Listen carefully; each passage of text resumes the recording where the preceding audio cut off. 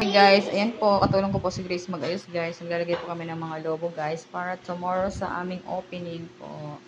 Ayan, ayan. Napakasipag ng batang area oh. Hi ka muna Grace, dali. Hello po guys. Ayan ang pamangkin ng may-ari po ng salon guys. Ayan. Samahan niyo kami guys. Kami maggagawa.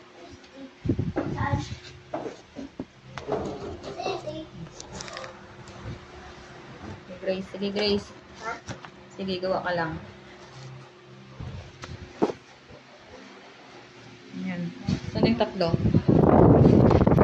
Ito. So, wala pang date. So, ang kaganapan po ngayon dito guys, busy po ang iyong mga lola guys. Sa kantin po guys, tapos na po sila guys. Mabilis sila natapos. Ayan. Oh, ayan po yung kantin guys. Huwag lang po, magkatabi lang po kami guys. Ayan ang mga staff po. Ayun. Ayan ang madam dito. Ayun o. Ayan po. Glorious. Ito po yung aming kantin guys. Mamaya ko po papakita sa inyo ang buong detalye po. Kasi hindi pa kami tapos. Bye bye guys.